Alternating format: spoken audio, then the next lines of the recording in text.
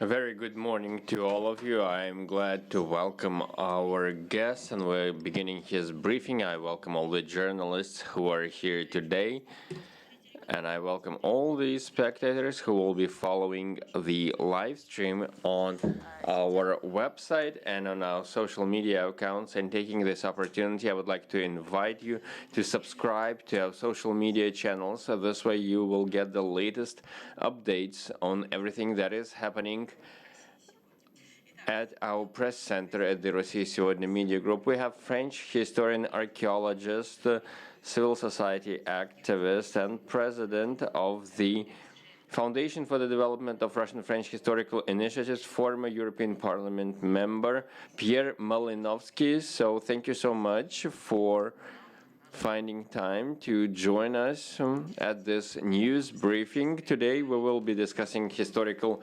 memory and prospects for restoring Russia-French relations through public diplomacy and people-to-people ties by building on our common past. And we will discuss our shared cultural and historical projects involving both French and Russian historians and efforts to commemorate those who fell in our past.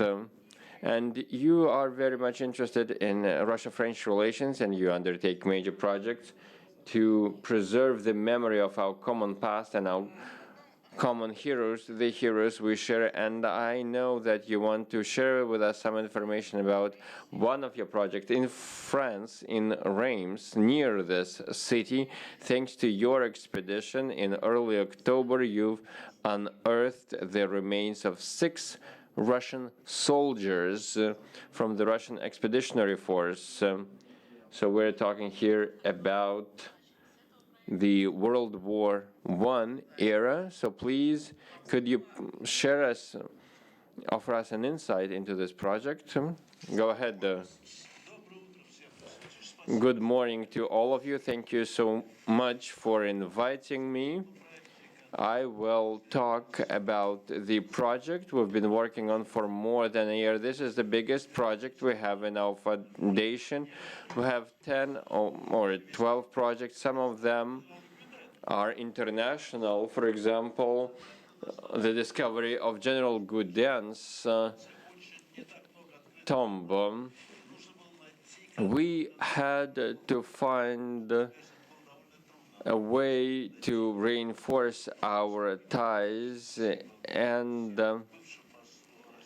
I worked with Russia's former ambassador to France, Alexander Orlov, and there's 2 symbols in our shared past: Normandy, Niemen, and the Russian Expeditionary Force. These were 20,000 Russian soldiers who were sent from Vladivostok to France, and 5,000 were killed, and not a single one of them was found. Until recently, we had very little chances, but we found 5 soldiers, and we have 17 left. I would like to share with you some information about them. And I do know that the ceremonial burial ceremony has already taken place. So have you been able to identify the remains that you found? Yes, exactly. We have been able to do that. When we found these remains, we called in the gendarmes, and there was the prosecutor's office involved. We reported this finding, so this became a cultural event, and the French archaeologists took over, and they had to define who the citizenship of these fallen soldiers. Out of the 300 fallen soldiers, there is 1 in 300 chances that we find their badges that would enable us to identify them. And the head of this excavation group said they did not have any badges, but we did find some badges, and we went to the archives and we found all these soldiers in the list of volunteers. These were very young men. The oldest one of them was 39 years old. His last name was Bushraev. His son, both the son and the father, they come from the same village, and he was among the 17 soldiers who stayed in the common tomb, in the mass grave, and we got a lot of assistance in this regard. Both the son and the father, they came from Russia, and they died for France. What an extraordinary story. We've already buried 3 soldiers with military honors at the Russian military cemetery, and the Ministry of Defense paid for this ceremony. And there was an official letter sent to the Russian ambassador to France, a very respectful letter. We can show it to you. And the Ministry of the Veterans of War paid their respect to the memory of the Russian soldiers in France. France will finance these excavations and will pay for the trips of family members to France. This was a very important project, and I think that this is like the only bridge, diplomatic bridge, that now connects our 2 countries. And now France will invite 2 members from every family so that they can take part in this burial. Thank you so much. The relations between Russia and France are quite challenging, but you have been able to make sure that the French government provides funding for this project. This is in fact very important for our bilateral relations, despite all these developments. So during the ceremonial burial, were the Russian representatives present from the embassy, from the diaspora living in France? Well, this is quite a controversial question. For the 3 first soldiers, it was the France's decision. Well, it was the President of France who was calling the shots here. He is the one who decides. Well, but whether you're dealing with the Cultural Ministry or the Ministry of Defense, these soldiers died for France, so you cannot criticize those who came here to fight this patriotic war. We had 4 million dead people in this war. And during the First World War, Russia lost 2 million people, and all the families in France suffered during this war. So we do respect all the Russians who fought shoulder to shoulder with us in this horrible war. And when we found the tombs of these soldiers,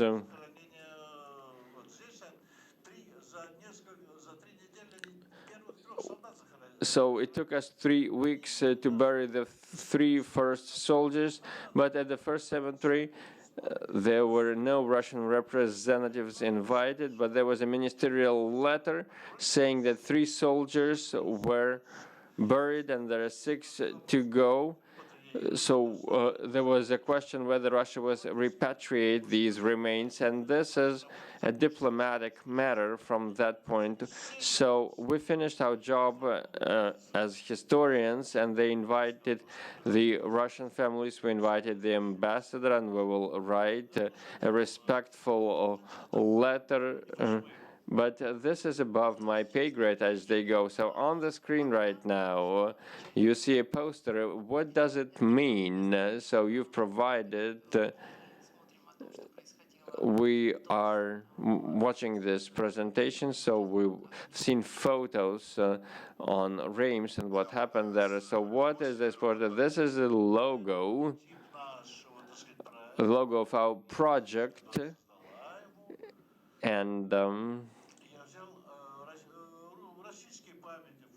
I used the Russian monument in Coursy. Putin wanted to go there in 2014 to inaugurate this monument, but then there were diplomatic issues, and President Hollande canceled this visit to France. So Vladimir Medinsky, then Minister of Culture, he came to the opening. I've been to Coursy. This way we pay tribute to the first Russian brigade. This was a military monument, and the sculptor showed us a Russian soldier with a French girl from Coursy who was liberated during the battle for Coursy. This was the only victory on April 16, 1917. There were 250,000 people killed during this battle just in the first few weeks of this battle, and the Russians lost 5,000 people. And Russia and France, they've built this monument, a great monument, and it shows Russia-France friendship. Well, this shows us this friendship very well. The soldier holding a French girl, so what a great symbol, a Russian soldier with a French child. So you run so many projects, and they are something we share in common, the two countries, and overall, what inspired you to work on these projects? How did you start off on this journey? Well, I did not know anything about Russia before 2014. I served in the military. I worked in the European Parliament after that, and I did not know much about Russia. But then I was told, you're going to Russia. And I was in politics for a few years. When I arrived to Moscow, I said, wow, people are just great here. And I told myself, I have to do something. I have to come up with an interesting idea. And I saw all the respect Russians have for our shared past. So if you're French and you're coming to Russia, Russians love France, and we don't love them back all the time. And I was very well received in Russia, and I thought maybe I can do something, and I wanted to find a symbol, something that would be relevant for people, for diplomats, for the media. And our project is also there to inspire people and to make sure that people change their minds a little bit about our relations. When you see reports on TV about these Russian soldiers, and we had these reports on TF1 channel, and there will be an article in New York Times. These are Russian soldiers, and it is a great thing to know this. Young men, 17, 19 years old, that came from so far and sacrificed their lives for France, and this is something we should never forget. So I created a foundation, so to have an entity, and I found projects, but as long as I am on a single project, I don't do anything else until I finish this project. We did 6 projects in 2021, but we usually have 1 or 2 projects per year because it's very challenging. So it took us 1 year of excavation work. So we were digging for 7 months. You have to find the archives. These archives came from the United States, and it took us a lot of time to negotiate. In 1917, during the Bolshevik revolutions, many Russians left to the United States, so all those lists and the archives, they're in San Francisco in the United States. So I had to have this list, and we received this list from the United States, and we will pass this information on to Russia. So we had to do this archival work, and then to find these soldiers, it was quite challenging, and took us more than a year. We had to dig through so many holes to find them. The depth is more than 2 meters. So the First World War is not like the Second World War. There were so many casualties, but it all happened in a single day, and we found them. There is between 17 and 23 of them. So 1 or 2 projects per year, as you've said. So since 2014 or 2016, how many projects did you have in total? About 25 projects. To tell you the truth, well, I'm beginning to forget all the projects we've already had. So before that, I thought that the Godin project was the biggest one. Indeed, we found the French general, his remains, but then there were other projects as well. As for Godin, he is buried in Paris, and many people wrote about this. This was a very challenging project, and it was very important for the media. And the situation is quite challenging in our relations, and I believe that every project is a bridge that enables us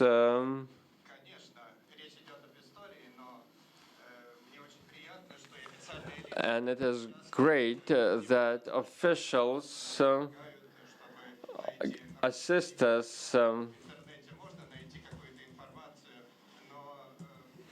and relatives can find this information online, but now we have access to the Russian archives.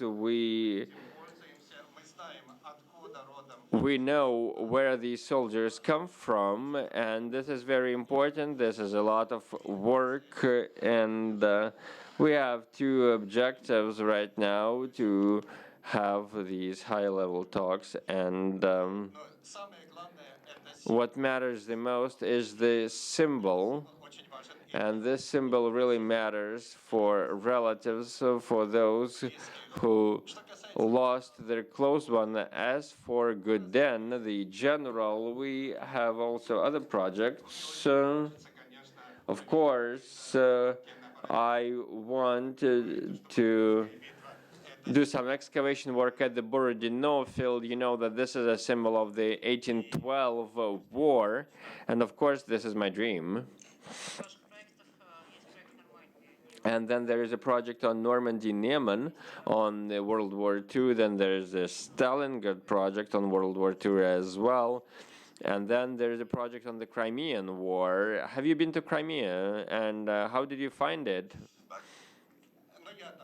Well, I've been visiting Crimea quite frequently, in fact, and we had a project during the pandemic on Crimea, and I was accompanying a delegation of French researchers there. They came to Crimea despite all the challenges. We had about 15 people who came from France, and there we found the remains of Russians, British, and French soldiers. There were remains of about 300 French soldiers over there in Crimea.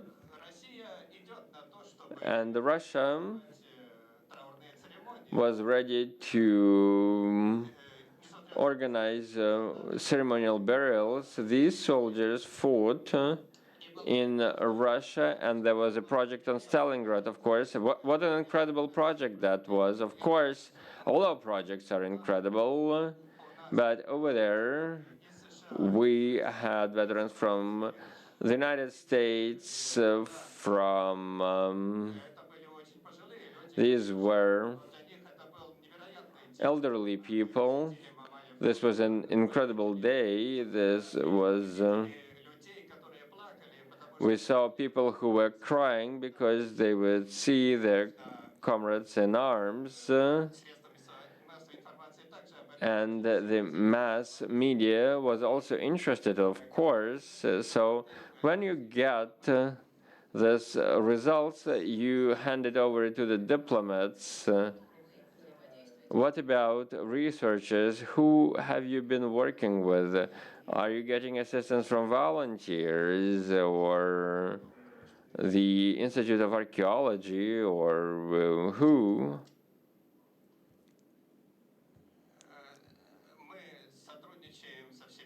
We are working with all the relevant ministries, and this is a very positive experience for us. We have been working with the Ministry of Culture. We have great relations with the Academy of Sciences and Mr. Makarov, and we are very grateful to him as well. We have been working with the Presidential Executive Office, with the Foreign Ministry, and with the Defense Ministry. Overall, all the doors are open to us because what we offer are specific projects, and that's why we are totally free to carry them out, and this is very good. I've never been asked to do any propaganda. No one told me you just say this or that, or to deliver specific results. I have a team I've been working with, and when I organize projects in France, so this is the same. We work in the same manner. We do excavation. We settle all the legal issues, and we make sure that we abide by all the laws. And your dream is to work on the Borodino field during the Napoleonic Wars. So you're interested in Napoleonic Wars, aren't you? Why? Yes, indeed. First of all, my dream is to find relatives and to launch official talks between France and Russia. It is not for me to decide, but of course, Borodino has been on my mind for quite a while now. Unfortunately, the situation has not been very favorable for that, but I must do something to make sure that our countries forge stronger ties. I mentioned Russian soldiers who fought in France, but there were other examples as well in our military history today. Probably it's a great challenge to launch a project on the Borodino battle, but I think that sooner or later it will happen, and I do hope that I will get the approvals I need and that this will be the best project in my life. So I don't want to be the only one asking questions here. We have journalists here, and we have those watching our live stream who can submit their question through the website. So, colleagues, I would like to ask those of you who are here in this room, do you have any questions for our speaker? Well, if we don't have any questions from the audience, I'll read out a question we received on our website. Konstantin Bobrov asks you, he did not present himself as a journalist. Ridley Scott released his movie on Napoleon recently. So what do you think about Napoleon's campaign in the West, his war on Russia? And are there any debates on this war and how it started? Many accuse now Alexander I of provoking Napoleon into this war. So what do you think about it? Of course, I've heard about this movie, well, but I don't go to the movies all that often. I prefer reading books. Well, maybe I'll watch it, maybe. But to tell you the truth, the reception in France has not been very good. I've heard from historians, from experts, and people who saw this movie that said that this was not a good movie. I can't tell you anything. They have been saying that Napoleon has nothing to do with the real Napoleon, that this is just like a Hollywood movie. On a positive note, what can I say?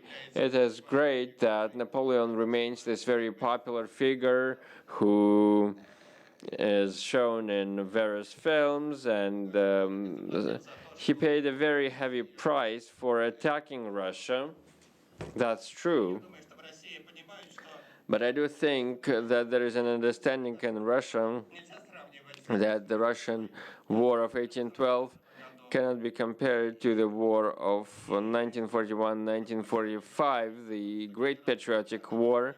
So we've mentioned Gaudin, who is viewed as a national hero in France, and we've mentioned that. And Emmanuel Macron signed a special decree so that General Gaudin is buried in the Invalids in Paris, who was a very close associate to Napoleon. He died in Russia, and Russia transferred his remains to France so that France can hold a ceremonial burial. So what a great symbol. Russia and France, well, France attaches great importance to its national past. There is a lot of interest in Napoleon among young people in the history of this era. I do understand that, of course, Napoleon has a special place in Russian past. Yes, this is so. I do understand that. If you haven't watched the film, it's hard to share your thoughts about it. All I've heard about this film is similar to what you've heard. I know that in Russia you also teach, and we have a question from Valentin Bespalov. At history departments of Russian universities, French studies have been very popular. Have you been working with young researchers, and how good are Russian French studies, and are they appreciated internationally?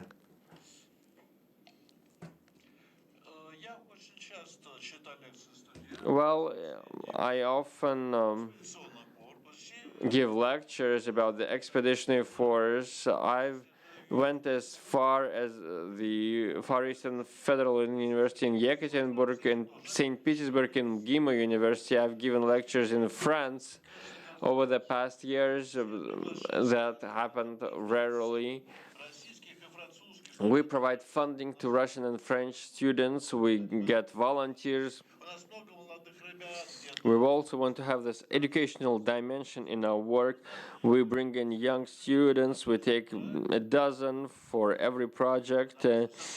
And we have to do excavation work. We had a great team formed by the students and professional archaeologists in Stalingrad.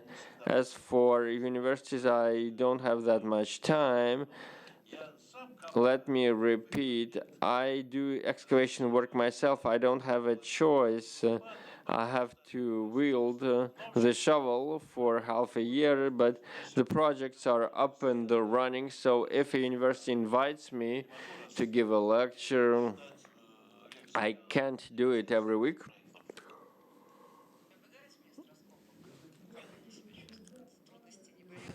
So how about the excavation work? So does it make anyone afraid? The students, well, they do love working there. And these are lifelong memories we get there. This is always an adventure. I'm tyrannic, of course. I'm very strict when I manage people.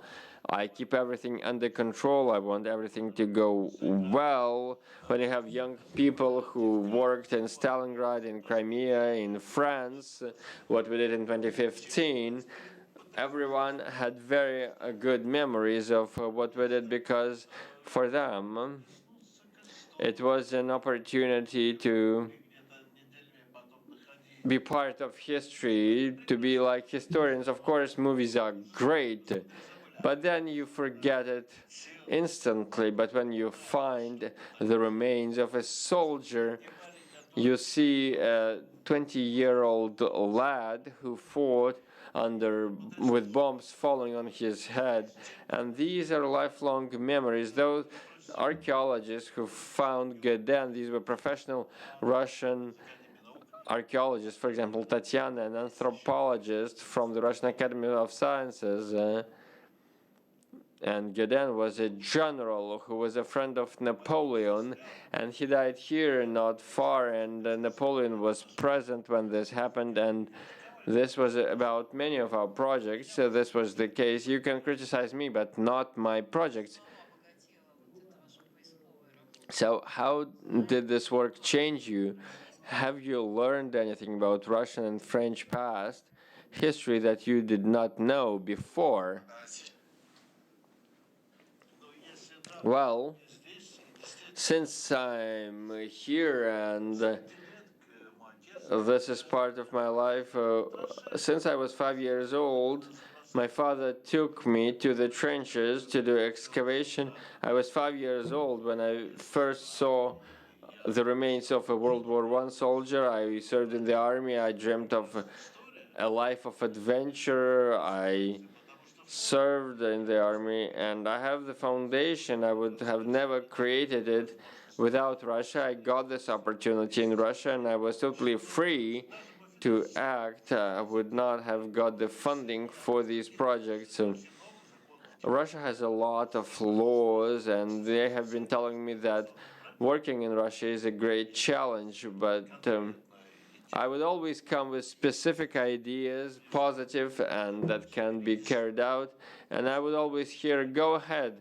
I did not have anyone overseeing my work. I would always suggest my own project, and it always yielded results. It all works. Well, I'm 30 plus years old. I found a French general, and I found Russian soldiers in France. These are achievements, but in the back of my head, I want to go to Borodino. Everyone have heard about Borodino. In France, we call it the Moskva River Battle. Well, there is a question who won, so I'm in the middle here. I won't argue on either side, but this would be a very interesting project. So I will never be complacent. After finishing one project, I move on to the next project. So actually, you have been doing archaeological work since your childhood, and you were inspired to do so by your father. Did you have any plans to write a book, to share information on the project that you've already carried out, and your plans for the future? So have you tried writing books? Well, I've already published a book. It has yet to be translated into Russian. In 2021, I published a book searching for the lost memory. And I wrote this book. We wrote it together with a colleague, and I'm an active person. I cannot just be complacent and idle. I have to go back to the battlefield and undertake new projects. When I'm old, in some years' time, I will write another book to share information about all my projects and what happened in Russia. But my mission is not yet accomplished. And I worked on this book with Hélène Carrère-Dancos. It is titled Searching for the Lost Tomb, tracing Napoleon and General Geden. So I don't know who I will work on, Alexander the Great or Cleopatra. Well, this has nothing to do with that. So, do you have any questions? Well, you've provided such an interesting insight. No more questions for you. Thank you so much for finding time and for coming here, and looking forward to seeing you with your book. One day it will be translated into Russian and we will present it here at the Media Center. I'm looking forward to what you find on the Borodino field. We will be looking forward to learning about your findings. We wish you every success in your challenging work. Thank you so much.